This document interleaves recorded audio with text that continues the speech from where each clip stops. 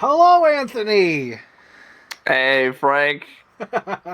Oh, let's give a little backstory here. So I've Okay. been organizing my figures, and I noticed that I owned a lot of Batman animated series, or quite a few, more than I thought I did. And I was like, Mm. I never really watched the series before. Like I watched Mask of the Phantasm, Okay. of course. Yeah.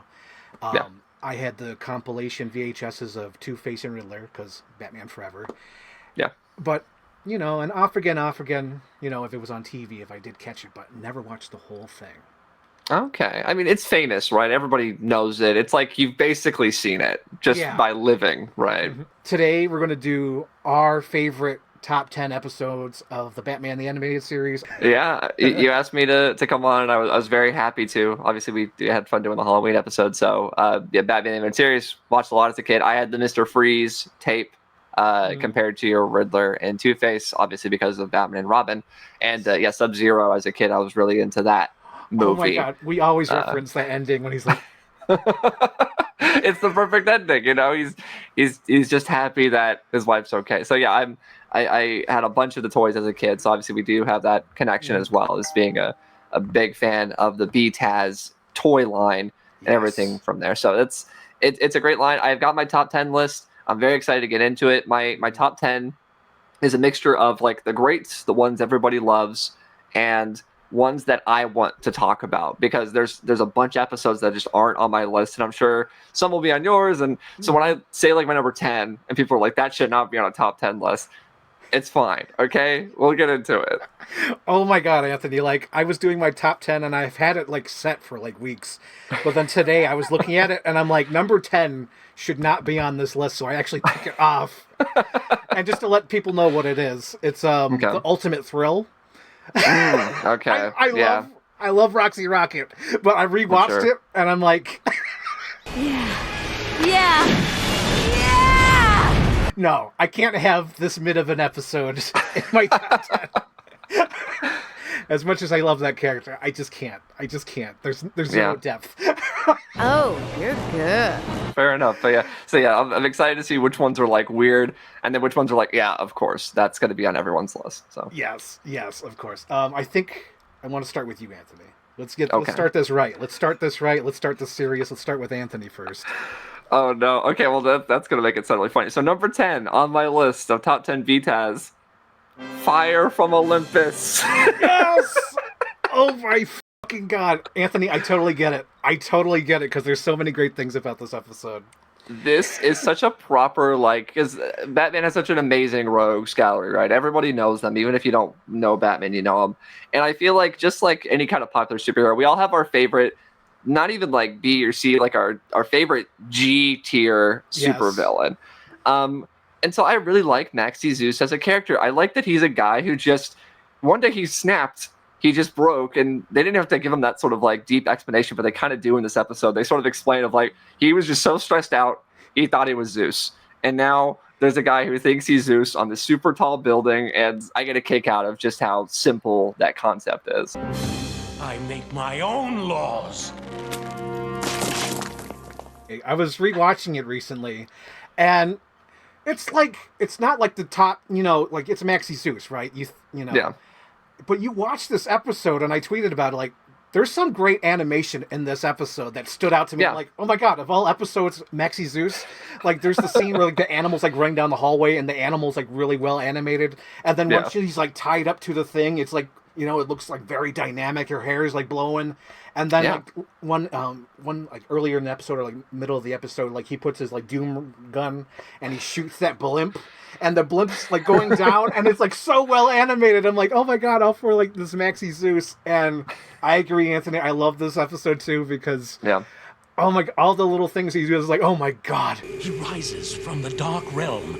Behold, the coming of my brother, Lord Hades! It's perfect. If Batman doesn't like get too into it, because obviously we're going to be talking about a lot of BTAS and even some new adventures when we'll get to it. Yeah. And there's discrepancies in characterization and animation, but I really like Batman here, where it's not like he's playing too into it, but he's going to let this guy talk so he can get the information he needs and get all the stuff that he needs to do, so he can come back later and resolve this man. We get a little bit of Gordon in this episode, so anytime we get Gordon, I'm happy with it. So I'm fine with that. But yeah, just a fun Batman episode about a guy who thinks he's a different guy and Batman's got to stop him. Yes. And it's perfectly played. They could have gone way over the top with the Greek stuff, and they could have not given him such a simple, sort of easy to understand backstory, but they did. So I'm glad that they did that. Now at last, mighty Zeus is home. My number 10 is Second Chance. Okay, yeah. Yes. I mean, anything with Two-Face is going to be great. Yeah. So yeah, this is a good one. Yeah, this one, the reason why it stands out to me, and the reason why I like most of Batman of the animated series rather than the New Adventures, is that in the animated series, Batman is more compassionate, and he wants them to get better, and I feel like in New Adventures, he's like, I'm fucking done with you guys. I'm just going to kick the shit out of you, and I'm done. Right. Yeah, there is I'll give a spoiler, there is a New Adventures episode, and Batman is not at his best in that episode until a certain point. So yeah, New Adventures, like Bruce and Batman are different, calmer people. I mean, even voice, like it's a different sound to them. But yeah, this is a prime example of this episode you're talking about, because it is that Bruce Harvey relationship, which is something that is like so well done and so decently built through the series that you do believe this characterization for them. Oh my gosh, because I love the opening when he's like, good old Bruce. Been my best friend. I remember when we used to close the town at the Half Moon Club. I guess nothing fun ever lasts. And then like Robin's kind of sassy in this episode because like he fucks up, right? And then Batman's like, yo, I'm sure you did your best. And Robin's like, don't gush all over me. It's embarrassing. And he jumps out the car and Batman's like, all right, well, I guess. And then, oh my God, I was just rewatching this, sort of like skimming through it, and there's like a lot of great stuff in this. There's like a great, wonderful car chase. I love when Batman's on that motorcycle because he's got his little bat ears. Yeah, I love it. He's got that big helmet. It looks great. And then, like, of course, the Gotham Bridge is almost a character in this show. The Gotham Bridge shows up in this, and they're going to try to throw Robin off the bridge. And that's great because Robin gets out of it. And then, oh my God, I think like the favorite thing I love about this other episode, other than the real ending, but like I love the trick coin. Let it hit the floor. I want to see it. And like Two-Face is just like, all right, I guess. And it just like lands and it keeps landing like on this edge. He's like, edge, no. And then I love how Two-Face is almost going to die because of the coin, because he's just like, no, I gotta do this. But the best part, Anthony, the best part that always makes me cry with all the 3 times I've watched this episode, I think 4 times now. But it's the ending part when he sees Bruce Wayne, and then his the Two-Face part is in the shadow, and he looks at Bruce and says, good old Bruce. Always there. You never give up on me. and I was like, oh my God, this is what the show is all about. It's about him trying to bring good back into Gotham. Oh. Yeah. I that's what really makes this version of the character work, is that you feel like all of these villains feel like they're so personally connected in a way that you don't normally get with like movies and things, where you can occasionally, but yeah, this Harvey Dent feels like a person, and you understand his pain. And Harvey versus Two-Face in a way, like these two colliding ideas, and there's that glimmer of hope there at the end of like, maybe someday Harvey Dent will be back, but not today.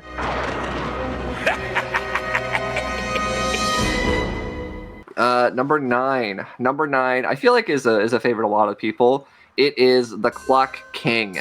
So The Clock King is a fun episode. I didn't realize he came back in another episode. I was like going through the series trying to find my favorites. And I was like, oh, there he is with Mayor Hill again. I didn't notice that.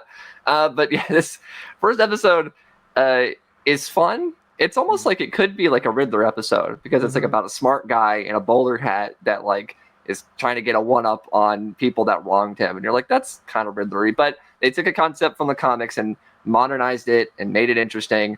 And I like this sort of personal vendetta of a guy that was late because he brought his papers to the park. Why did you bring all your papers to the park, dude? Like, he said, take your break. Don't take your work. Oh my gosh. Oh, and he just drops it in the water, and I'm like, what are you doing? No. Such a fool, that Clock King. But it's a really simple idea, and I think that's what really works with a lot of these episodes. And I think what is sort of always hard about like returning villains, because unless you're like the Joker or Two-Face or whoever, like it can be difficult to keep having repeat appearances and be interesting. So just a one and done story about a guy who was really sort of anal about his stuff, getting screwed over by this guy who's now the mayor. Like, that's a very simple, fun story. And then Batman's just kind of left scratching his head for most of the time. We get Batman in scenarios where he's like in the bank vault, right? And Clock King's like, the process will take 15 minutes, which is exactly 17 minutes less than the time it would take you to burn through the door with that oxyacetylene torch of yours. he's doing that whole thing. So Batman's kind of at a match at this point. He's like, oh, damn. And he like creates this little pulley system and blows up the door. So it's ingenuity. Oh, it's fun. I like that kind of Batman stuff where Batman kind of has to do stuff other than punch people. So I like that about it. This is one of those episodes where I call it the Die Hard episode, because there's a couple of them. There's a couple of episodes where it's like a Die Hard plot, like especially the one with the Red Claw. I'm like, oh my god, this is like Die Hard 2. This one I call it Die Hard because it reminded me of Die Hard with a Vengeance, because it's almost like he has to go through around Gotham because like all the traffic stops, and I think like the bank vault, he's got to do different things. And then it's all revenge for something, ridiculous. So simple. Simple, yeah. And I love that it took 7 years for him to come up with this plot. Yeah. Flashes forward 7 years, and you're like, oh my god. He's been sitting with this for 7 years. Yeah. And then it gets duped by Batman. That Clock King, he was so close. He was so close. So close. And that Mayor Hill, oh my god. I like how, like, in every episode with Mayor Hill, it just kind of shows that he's kind of a crappy person. Oh, yeah. With this one, he's just, like, offhand, like, just take a break. Just stop it.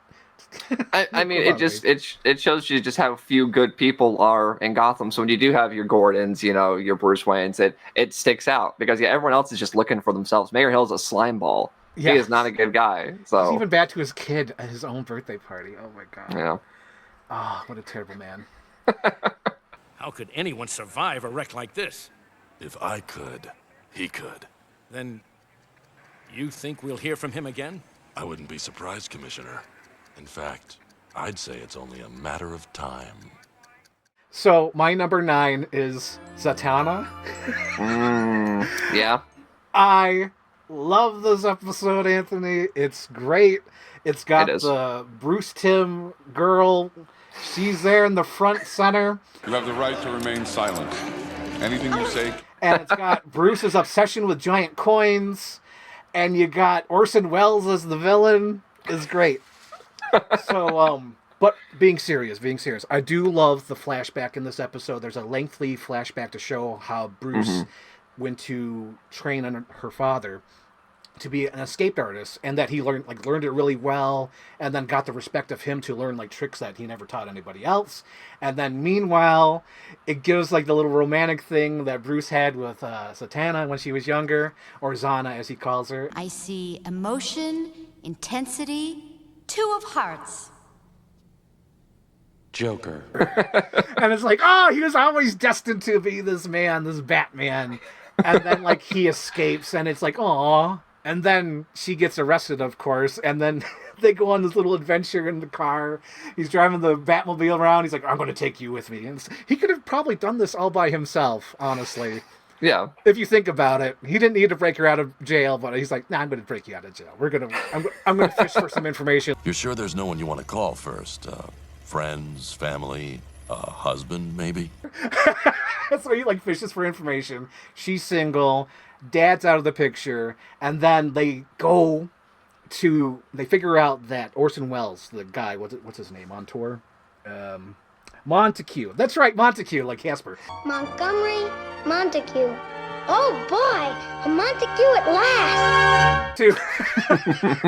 So they go to his house, and I love the scene because it's like a tape recorder. Oh yes, Batman. And Batman immediately clocks this because he's looking around nah, he's not here. And Zatanna's like, listen, buddy. She goes over there, and there's just a little tape recorder on him and built on a dummy, and they fall through the floor. And I love the music in this episode because they do a little homage to Temple of Doom. That's great. And then, of course, I do love the Art Deco plane where it's huge. It's like a building in the sky as they're flying away. Oh my god, so I don't know if you noticed this. I did tweet about it. But there's a scene where Montague is on his plane and he's like having dinner, right? And he's sitting down. But then Zatanna and Batman come in and he picks up his chair and turns. The only place you're heading is to a prison cell. Well done, Batman. I'm guessing the animation, like, wait a minute, he's standing here and he's looking this way. We got to have a reason where he's still sitting. So he literally picks up his whole chair to turn to him. I'm like, oh, yes, Batman, you found me. Oh, my gosh. And how weird, yeah. It's so weird. It's like, I had to rewind it because I'm like, did that really happen? But I did. And then, of course, there's like some little silly moments on here where Batman pulls an Air Force One where they get stuck on the netting.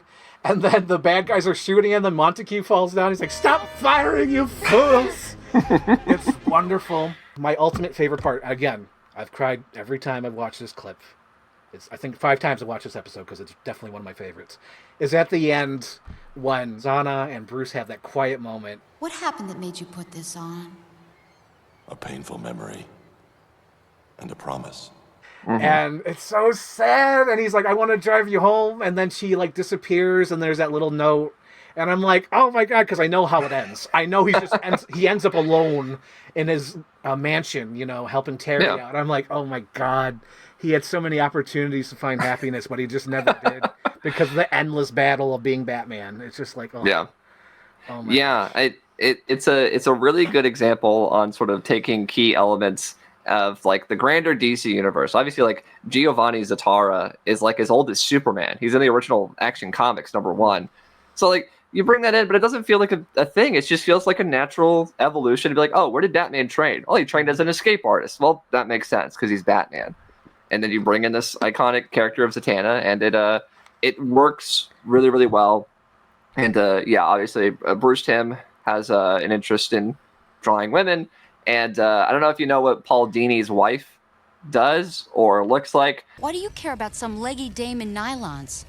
Or have I answered my own question? But I recommend you look up Paul Dini and his wife. You might get some interesting tidbits about that man's life. So, Zatanna. It makes sense. Yeah. Yeah. Now you see him. Now you don't. Number 8. This one goes back to my childhood, really. This was a big reason I picked this. I mean, they all do. What am I saying? But, like, this episode I have, like, vivid memories of, and that is Dreams of Darkness. This is Scarecrow-centric. We don't know it's Scarecrow at first, even though it's pretty obvious. But, like, Scarecrow's in it, and we see Batman in Arkham Asylum. He's in, like, the straitjacket and everything. So, like, fun imagery, fun, cool stuff, and all the Scarecrow stuff. The image of Batman seeing his parents walk down the tunnel that like turns into the gun, and you see the chamber roll over and it fires. Like that scared me as a kid. Like Scarecrow stuff, all of it, like really scared me. Which is so funny now because I think even you would put out a tweet where it's like, Scarecrow is such a nothing character. Like the first time he shows up in the series, he's got like that tube head. Like the tube head is so great. They keep trying to reinvent that character in new ways, and I mean, he's goofy. They really tried. Yeah. I mean, I guess when you get to the New Adventures, and you've got like Jeffrey Combs and the whole like dead man kind of look to him, that like they definitely worked hard to get to that point. But this episode is still a cool idea of like what happens when Batman isn't in control, right? Like he's been doused with this fear toxin and he knows it too. It's not even something like it sneaks up on him. He's like, I've only got a certain amount of time before I can figure this out. Yeah. And he's like driving to Arkham because he needs to get shit done. And like he sees Robin in the road and he crashes. And the people that run Arkham, I mean, you can see why people constantly escape and do all these things because they're horrible people that don't listen to anybody. And Batman's there and he's like, you have to listen to me. Like, Scarecrow's gonna do something. And they're like, Jonathan Crane is in his cell and he's been there ever since. And then later they come in there and they're like, so we found out that he hasn't been in his room. He can't possibly have left the grounds. Our security is absolute. It's like, oh my God, you people. But and it's like right underneath their nose. It's like this whole underground thing that's like, why is that even there? Why do they have that under Arkham? What the hell? This giant thing. So yeah, there's quite a few Scarecrow episodes, but this one's my favorite purely because of like not even Scarecrow himself, but just the Batman imagery Yes, and the and things the Batman narration. goes through. Yes. Yeah. I like Batman that narrates because, you know, he's a detective and we like to hear his thoughts like a film noir. So I like those aspects of it mostly, and that's why it ranks so, you know, not high, but high enough. Yeah. And I think that was probably the best Scarecrow episode out of the that first bunch, I would say. Not the football one? Sports gambling. No. Son, we're going to a ball game. They've got one shot to get the goods on the bad guys. Just once, I would like to hear you scream. Play some rap music. The Last Boy Scout. Oh my God. My number 8 is Joker's Wild. That's a good one too. Yes. I feel like this one was in competition with, what was it? Joker's Favor. But Joker's Favor is a big one too. That's probably a lot of people's favorite, because obviously with Harley Quinn and everything, so. Mm-hmm. And there's some banger shots in that one. Oh my God, there's like a scene where Joker looks at the window and you see the reflection. So good. But like, out of the two, I was like, which one do I pick? Do I pick that one or that one? And I was like, Joker's Wild, just because I love the whole premise. I love the whole premise of Joker finding out that there's a casino based on him, and then Batman's like, why is there a casino based on him? And then he investigates and like, oh, he wants to get insurance money. And then Joker like plays right into it, and Batman's trying to tell him to stop, like, no, you're going to play right into it. I love that whole premise, and there's a little moment in this that I do like that they kind of did throughout the series. They sprinkled it here and there, but I do like when the other villains interact with each other, and especially if it's so mundane. Mm-hmm. The opening scene of this, where they're all in Arkham, and they're just sitting around like the lounge, and they're trying to argue what to watch on TV. Change it back. Oh, no, don't want to. Those little moments like that are so great, and then it's so funny how Joker could easily escape at any moment he wants. Yeah. But he chooses not to until this guy uses his likeness on TV. He's like, what?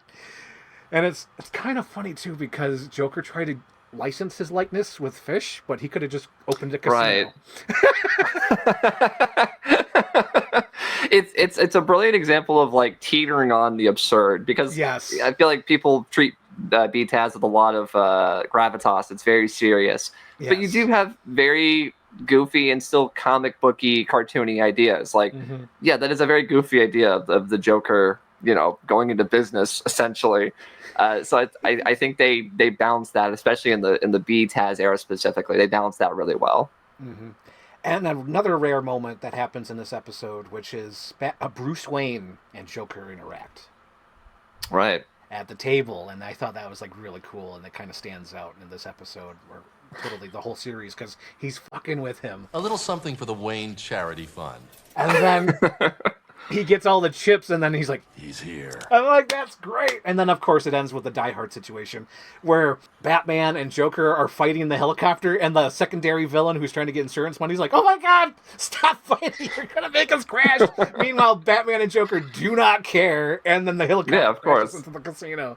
I love it. Wonderful. And, of course, it ends with the sitcom ending. Hey, we were watching that. Yeah, stuff. Great. Love it. That's a fun one. My number seven on the list, is technically a two-parter. I've got a couple of two-parters that I just lumped into one because it's the same story. But my number 7 is Feet of Clay, pretty early season episode. However, you were talking about earlier with like the Maxi Zeus one, this has some incredible animation. I mean, this is something that people talk about more frequently, but even not just the whole Clayface explosion at the end, sprinkled throughout the entire two-parter, there is wonderful, wonderful stuff. I really like, we're talking about Batman's character and how compassionate he is. Yeah. This is an episode where Bruce Wayne is targeted. We have Matt Hagen pretending to be Bruce Wayne and framing him. And so Batman is a little like crazy in this entire episode. Like he's insane. Snyder fans, I gotta hand it to you. Maybe this is Batman. Like, he takes a guy for information and he like clamps him by the wrist. Are you crazy? Listen up, scumwad, because I'm only gonna ask you once. Of the Batwing.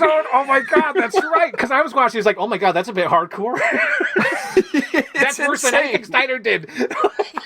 He's dragging him on the water, flying in the back. Oh my god, that's this episode. That's right. It's well, and like you could say like, well, it's animated, so you can get away with it. It's a bit different, but yeah, Bruce is like driven to the edge because he's so frustrated by everything. Because like Lucius Fox doesn't even trust him because he thinks he tried to like set him up.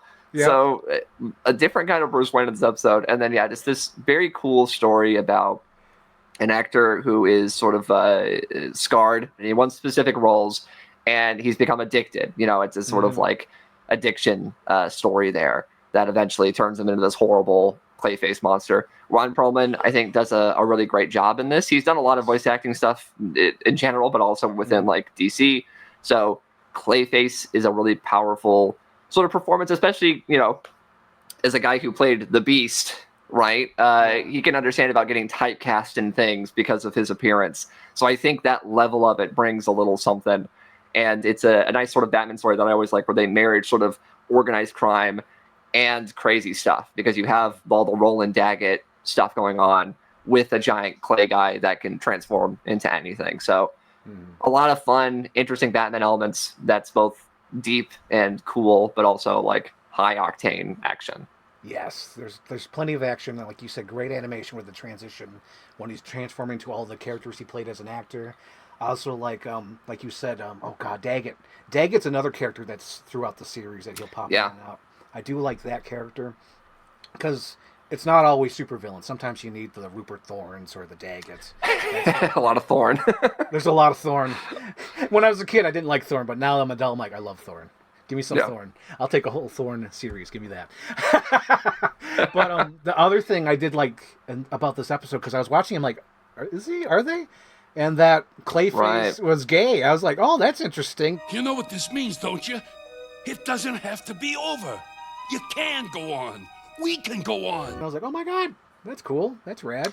Good for you. It gets pretty, not like, explicit in a sexual way, but like definitely to the point where you're like, I mean, come on. What else are we supposed to take from these two characters? His purple shirted friend that follows him around all the time and is so desperately worried for him. Like, come on. So, So I do like that aspect of it. It brings an element without trying to, make something of it. For the times, they did what they could with it. And I think it brings the whole idea of vanity and appearances, and it brings that to the forefront. Yep, and that's how you get obsessed with your, like, thinking about it, or, all your negative thoughts. That's basically Clayface is. He's always focusing like on the negative, like, about himself. Yeah. Meanwhile, like, he just needs to, accept himself for who he is.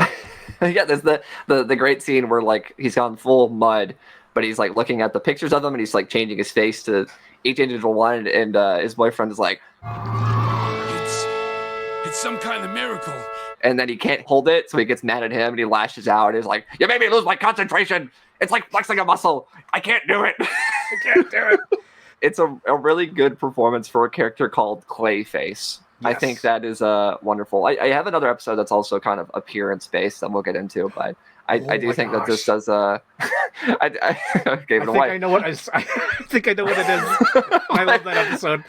This does a really good job adapting a character that is complicated, so many versions of it, a comic book character, and then doing something kind of solidifying it into a unique take.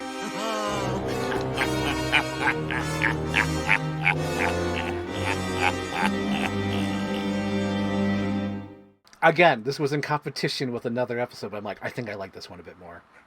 Okay. Harley's Holiday. Oh my god. Yeah. I love it. It's so good. It was a competition, of course, with Harley Quinn, of course. It was that one. And this one's basically the next episode, like a sequel to that, because they do mention some things from that last episode. Right. With Boxy, the character voiced by, oh man, it's right there. Was it? Oh man, Dick Larry. What's his name? Dick Larry. Help, Dick! Help, Larry! What's his name? Oh, Dick Miller. Oh my god. Okay. Not the Dover Boys, Dick Miller. Okay. Dick Miller voices Boxy, and I do love how it opens up with Harley getting out of jail, and Batman seems so proud. And of course, my man Scarecrow shows up in the beginning. He's like, I am the master of fear, the lord of despair, cower before me and witness data! Hi, Professor Crane. And he's like, oh, hello, child. So great. But yeah, she gets, released, and Batman's proud. He's like, all right, good luck tomorrow, And she's like doing really good. She even sees Bruce Wayne, and there's a cute little moment where, will she recognize who Bruce Wayne is? Because she even does the whole thing like, oh my God, I know that shit. I know. You're Bruce Wayne, the boy billionaire. I would ship them. I would ship Batman and Harley because it's cute. It's cute. And then it becomes like a screwball comedy where she accidentally kidnaps the girl, and then everyone's chasing them. General Velan, who's crazy with his tanks driving through Gotham, blowing things up. And then you got Bullock driving through his car like Cruella de Vil because it's all broken up. It's hilarious. And then, like, Boxy, they try to hide out with Boxy, and Boxy gets obsessed with the situation. So we got, like three crazy guys chasing after Harley Quinn, and Batman is just like, no, we can stop this. You're a good person, Harley. I believe in you. And at the end, of course, it all works out. I had a bad day, too, once. Nice guys like you shouldn't have bad days. Harley is so fun, original Harley. I think that's such an element where it's like you got to keep her sort of, bouncy and fun, and like there's an element of that, especially in episodes like this, where you're like, gosh, that's why she's so popular. Like, there's a reason this character took off. I think they had described it as like, oh, what if Joker had a henchman, and like, what if every now and then she said a joke and made the other henchman laugh over his joke, and it's like, yeah, exactly. You need that kind of character that can stand on her own, but still, it's so intrinsically tied to it. So yeah, I think this is a great showing for Harley. So I absolutely agree with you're putting it on this list.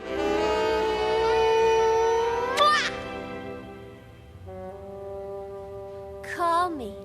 Don't press your luck. Number 6. Let's move on to the number 6 on my list. I alluded to it in the last number because I just couldn't believe it. So number 6 is Baby Doll. Wrong. Baby Doll is an iconic episode in Batman the Animated Series. It is Batman and Robin versus a little girl, but it's not a little girl, it's a grown woman. It was hard for me out there. I studied and trained and auditioned, but no one wanted me. So yeah, this was the whole appearances thing. This is a grown woman that has to look like a little girl and is an actor as well, so that ties into it. A lot of actors in Batman the Animated Series, I guess. I never really thought about that before. But that's true. Yeah, so she's this poor woman that just never had her time to show what she was capable of, and so she goes on a kidnapping spree of some of her old classic sitcom buddies. Mm-hmm. I do sort of like the sort of view of this because, like, Gordon brings up like, here's what happened. Here's the people that have been kidnapped so far, and Dick's like, hey, I remember that show, and like later they're watching the episode to like try to find clues. And he's like, remember that time Poison Ivy nearly smothered us in those vines with the really sharp thorns? Yes. This is worse. He's so like, come on, Dick, we got shit to do in this episode. But he comes like through. His character from Red Eye. This is unbelievable. Lauren Lester is an absolute treasure, and I can't wait to talk about Robin some more later. But yes, yeah, this episode is mostly known for its powerful ending, because we get sort of every now and then we get these breaks where she's doing this like little baby doll voice, and then she'll talk like a grown woman, like her actual voice, and that's when it like hits you, like everything stops, everything goes quiet, and you're just like, you're there as you sort of hear this woman out before she goes back to the whole like wacky kooky character, and then at the end she's sort of forced to confront that idea and what that means, and how like she never got the chance to be an adult because she's a kid. And so it's like, well, if that's what the world sees me as, that's what I'll have to do. And so a nice sort of Batman moment where it doesn't end with him punching the bad guy. It's a very he ends consoling her. Yeah. There's a lot of episodes that are like that, where it just ends with him consoling the villain because they've lost everything, and like he's the only one there to basically console them, dealing with what they have to deal with. And like you said, she didn't have a childhood, and Bruce Wayne kind of didn't have a childhood, so he kind of relates to her in that situation. Yeah. And that's what makes the show so damn good. The real me. There I am. but it's not really real. Baby doll. Oh, I feel sorry for what happens later in the show when freaking Croc breaks her heart. Oh my god. Oh yeah, that's that's like one of the episodes my mom remembers. She's like, "Oh, Baby Doll and Killer Croc." I'm like, "Why do you remember that? Like, why is that an episode that sticks in your head?" But yeah, that's a much later period. Once again, that sort of, as I mentioned earlier, talking about how it can be very difficult to do villains again and multiple times unless you're like, you deserve it. So this is a nice, just sort of isolated story about a character, and probably the best way you could do her. Like, I don't know how you'd ever do this character in a proper way again. Like, you've told the story, or even in live action. You know, it works. Like, how do you top it? Yeah. So I that's why this one is so high for me personally. Is that it's such a one and done. You did it. You perfected the recipe. Don't do it again. You know, I never need to see Baby Doll again in my life because they did her. No fairs, no fairs. He wasn't spunky at all. My number 6, Anthony. Number 6. It's a two-parter. I'm just going to put them all in one because it's a big movie. It literally is a big movie. And I know you've probably seen me tweet about it like for the last freaking 6 weeks whenever I watch this. Shadow of the Bat. Shadow of the Bat. Okay, so this one is probably 90% nostalgia and 10% yes. This freaking rocks. 10% yes. So this was the one that was on the Two-Face VHS, both parts. Okay. So it's been in here, locked away. You know, I've forgotten memory until I watched it. I'm like, oh my god, I know this episode. I know this. I had 5 fingers. But anyway, this is an amazing episode. This is like the second appearance of Barbara Gordon. She's there, and I like how, what I like about animation and the writing of the show is how, like, a simple character action is explaining to you what's going to come later. So she's doing her acrobatics and showing that she could do that while having a conversation with Gordon, and it moves the story forward because we're showing information that she's athletic and that she's close with her father. We got that information down in like 30 seconds. Next scene, Gil Mason, who we just saw 10 seconds earlier, he's arresting Gordon. He's like Elliot Ness, but he's sort of like, kind of looks like Costner in the scene. I guess same thing. But I call him like the Beer Baron. The Beer Baron! He's voiced by Tim Matheson. Don't make this hard on yourself, Thorn. Step out where we can see you. And I was like, oh my god. And of course, I'm sorry, Two-Face is on here again. So he shows up in this episode. That's also great. And it just feels like a big giant movie because we get Gordon in this. And I love how Gordon like gets stuck in prison and he has like the little radio communicator with Batman. Wonderful. And he freaking, even like Bullock gets arrested, doesn't he? He's like in the other cell at some point. Right. And then we got Matches Malone. Yeah, Matches. And it's so great because he's like reading lips. It's like, oh, Batman, you're awesome. He's so cool. He's so cool. Oh my gosh. And then everything happens in this. Like they blow up the water and it fills up the subway. And, you know, there's a mystery going on because they realize Gil like dodged from the bullets.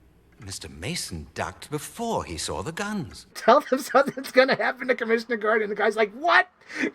Gordon? And it's just like, if you want to see it, come down here. And like, oh, they got him. The Batgirl theme. The dun da da da da da. Oh, yeah. Dun, oh, it's so great.